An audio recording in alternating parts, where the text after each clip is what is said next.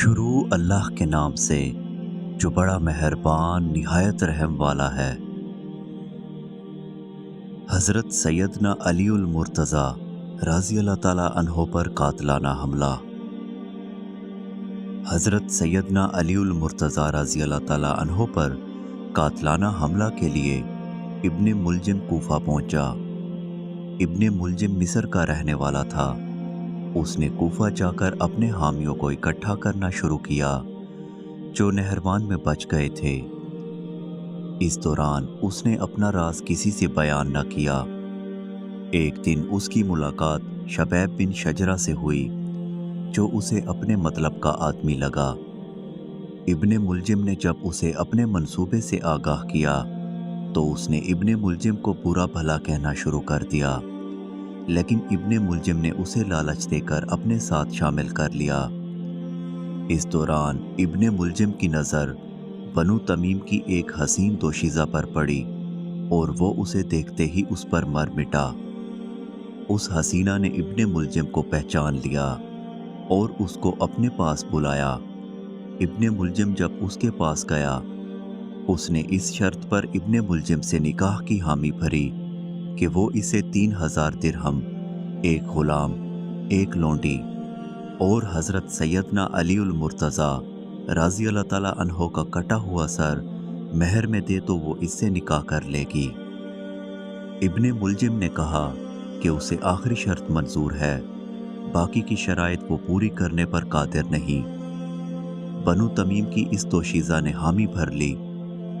ابن ملجم نے اس دوشیزہ سے کہا کہ وہ اسے اپنے قبیلے کا کوئی قابل اعتماد آدمی دے تاکہ وہ اپنے اس منصوبے کو پایۂ تکمیل تک پہنچا سکے۔ اس دوشیزہ نے وردان نامی ایک شخص کو ابن ملجم کے ساتھ کر دیا۔ 17 رمضان المبارک بروز جمعہ فجر کے وقت ابن ملجم اپنے ساتھیوں شبیب اور وردان کے ہمراہ جامعہ مسجد کوفہ پہنچا اور یہ تینوں مسجد کے ایک کونے میں چھپ گئے۔ جس وقت حضرت سیدنا علی المرتضیٰ رضی اللہ تعالیٰ عنہ نماز فجر کے لیے تشریف لائے، اس وقت شبیب نے آگے بڑھ کر حضرت سیدنا علی المرتضیٰ رضی اللہ تعالیٰ عنہ پر پہلا وار کیا۔ شبیب کے وار کے بعد ابن ملجم آگے بڑھا اور اس نے آپ رضی اللہ تعالیٰ عنہ پر دوسرا وار کیا۔ وردان نے یہ دیکھا تو بھاگ کھڑا ہوا۔ شبیب بھی وار کرنے کے بعد بھاگ نکلا جبکہ ابن ملجم پکڑا گیا۔ وردان نے جب اس کا ذکر اپنے دوستوں سے کیا تو انہوں نے اسے قتل کر دیا۔ حضرت سیدنا علی المرتضیٰ رضی اللہ تعالیٰ عنہ نے اپنے بھانجے حضرت ام ہانی رضی اللہ تعالیٰ عنہ کے بیٹے حضرت جادہ رضی اللہ تعالیٰ عنہ کو نماز پڑھانے کا حکم دیا۔ اس دوران سورج طلوع ہو چکا تھا۔ لوگ آپ رضی اللہ تعالیٰ عنہ کو زخمی حالت میں گھر لے گئے۔ ابن ملجم کو آپ رضی اللہ تعالیٰ عنہ کی خدمت میں پیش کیا گیا۔ آپ رضی اللہ تعالیٰ عنہ نے اس بدبخت سے پوچھا کہ تجھے کس چیز نے مجھے مارنے پر آمادہ کیا؟ ابن ملجم نے آپ رضی اللہ تعالیٰ عنہ کے سوال کو نظر انداز کرتے ہوئے کہا کہ میں نے اس تلوار کو 40 روز تک تیز کیا اور اللہ سے دعا کی کہ اس سے وہ شخص مارا جائے جو خلق کے لیے شر کا باعث ہو۔ حضرت سیدنا علی المرتضیٰ رضی اللہ تعالیٰ عنہ نے فرمایا، میں دیکھ رہا ہوں کہ تو اس تلوار سے مارا جائے گا۔ اس کے بعد آپ رضی اللہ تعالیٰ عنہ نے حاضرین محفل بالخصوص اپنے فرزند حضرت سیدنا امام حسن رضی اللہ تعالیٰ عنہ کو مخاطب کرتے ہوئے فرمایا، اگر میں جاں بر نہ ہو سکا تو تم اسے قصاص کے طور پر اسی تلوار کے ایک ہی وار سے قتل کر ڈالنا۔ حضرت سیدنا علی المرتضیٰ رضی اللہ تعالیٰ عنہ کا خواب۔ روایات میں آتا ہے کہ حضرت سیدنا علی المرتضیٰ رضی اللہ تعالیٰ عنہ نے 17 رمضان المبارک کو خواب میں حضور نبی کریم صلی اللہ علیہ وآلہ وسلم کو دیکھا۔ آپ رضی اللہ تعالیٰ عنہ نے اپنا یہ خواب حضرت سیدنا امام حسن رضی اللہ تعالیٰ عنہ سے بیان کیا اور فرمایا کہ میں نے حضور نبی کریم صلی اللہ علیہ وآلہ وسلم سے اس بات کا شکوہ کیا کہ آپ सल्लल्लाहु अलैहि वसल्लम की उम्मत ने मेरे साथ निहायत पूरा सलूक रवा रखा और मुझे नाहक सताया।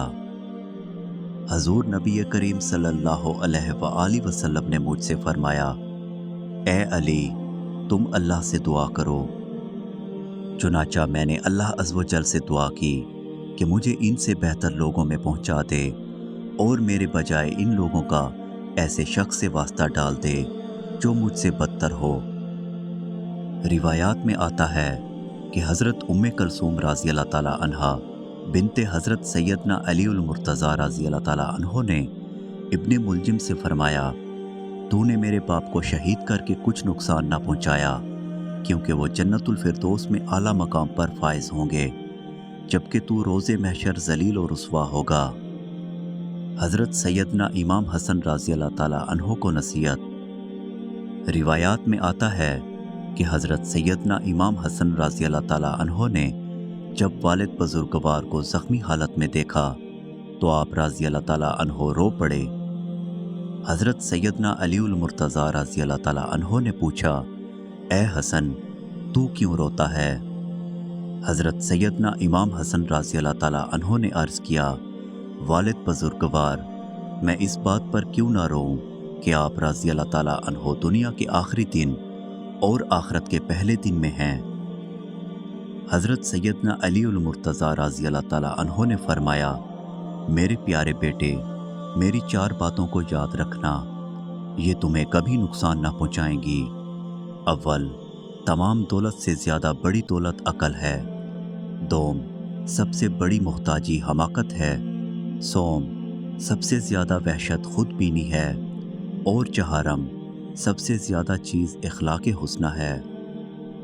नीज़ 4 बातें मज़ीद ये हैं कि ख़ुद को अहमक की दोस्ती से बचाना, क्योंकि वो तेरे साथ नफ़ा का इरादा करेगा और नुकसान पहुंचाएगा।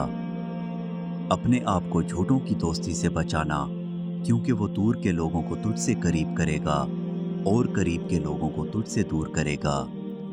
अपने आप को बखील की दोस्ती से बचाना, क्योंकि वो तुझसे इस चीज़ को दूर करेगा जिसकी तुझे ज़्यादा ज़रूरत होगी।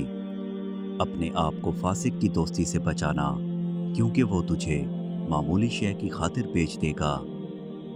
रिवायात में आता है कि हज़रत जंदब बिन अब्दुल्ला राज़ी अल्लाह ताला अन्हो ने हज़रत सैयदना अलीउल मुर्तज़ा राज़ी अल्लाह ताला अन्हो की खिदमत में हाजिर होकर अर्ज़ किया, अमीरुल मोमिनीन, क्या हम आप राज़ी अल्लाह ताला अन्हो के बाद हज़रत सैयदना इमाम हसन राज़ी अल्लाह ताला अन्हो के दस्ते हक़ पर बैत कर लें?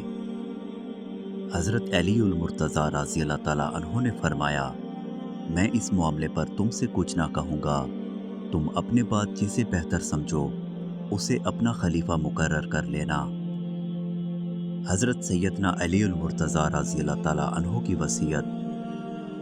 हज़रत सैयदना अलीउल मुर्तज़ा राज़ी अल्लाह ताला अन्हो का जब वक्त विसाल करीब आया तो आप राज़ी अल्लाह ताला अन्हो ने अपने साहबजादों को तलब फरमाया और उनसे ये वसीयत की, मेरे बच्चों, मैं तुम्हें अल्लाह अज़्ज़ व जल से डरने की नसीहत करता हूँ। मेरे बाद तुम दुनिया की मोहब्बत में मुब्तला ना हो जाना। किसी दुनियावी शय के हसूल में नाकामी पर अफसोस ना करना। हक बात कहना और हक का साथ देना। मजलूमों की इमदाद करना। यतीमों के साथ हुस्न सलूक से पेश आना। जालिम की हिमायत न करना और बेकसों को सहारा देना। कुरान मजीद से हिदायत लेते रहना और अल्लाह अज़्ज़ व जल के अहकाम की रोशनी में मलामत करने वाले की मलामत करने से ना डरना। फिर आप राज़ी अल्लाह ताला अन्हो ने हज़रत सैयदना इमाम हसन राज़ी अल्लाह ताला अन्हो और हज़रत सैयदना इमाम हुसैन राज़ी अल्लाह ताला अन्हो को वसीयत करते हुए फरमाया, अपने भाई मोहम्मद के साथ हुस्न सलूक से पेश आना और उसके साथ अफ़ू व दरगुज़र से काम लेना। फिर आप राज़ी अल्लाह ताला अन्हो ने अपने बेटे मोहम्मद बिन हनीफ़ा राज़ी अल्लाह ताला अन्हो को वसीयत करते हुए फरमाया, अपने दोनों बड़े भाइयों की इज़्ज़त तो तौक़ीर करना, उनका हक़ तुम पर ज़्यादा है और उनकी मर्ज़ी के बग़ैर कोई काम ना करना। हज़रत मोहम्मद बिन हनीफ़ा राज़ी अल्लाह ताला अन्हो हज़रत सैयदना अलीउल मुर्तज़ा राज़ी अल्लाह ताला अन्हो के छोटे साहबज़ादे थे اور حضرت خولہ بنت جعفر رضی اللہ تعالیٰ عنہ کے بطن سے تولید ہوئے تھے۔ آپ رضی اللہ تعالیٰ عنہ کا نام محمد بن علی رضی اللہ تعالیٰ عنہ ہے، لیکن تاریخ میں آپ رضی اللہ تعالیٰ عنہ محمد بن حنیفہ رضی اللہ تعالیٰ عنہ کے نام سے مشہور ہوئے۔ حضرت سیدنا علی المرتضیٰ رضی اللہ تعالیٰ عنہ کا وصال۔ شیر خدا، حیدر قرار، امام اولیاء، امیر المومنین حضرت سیدنا علی المرتضیٰ رضی اللہ تعالیٰ عنہ نے اپنے بچوں کو وصیت کرنے کے بعد کلمہ توحید پڑھا اور اپنی جان آفرین کے سپرد کر دی۔ آپ رضی اللہ تعالیٰ عنہ نے 21 رمضان المبارک 63 ہجری کو اس جہان فانی سے کوچ فرمایا۔ انا للہ و انا الیہ راجعون۔ حضرت سیدنا علی المرتضیٰ رضی اللہ تعالیٰ عنہ کی تجہیز و تکفین۔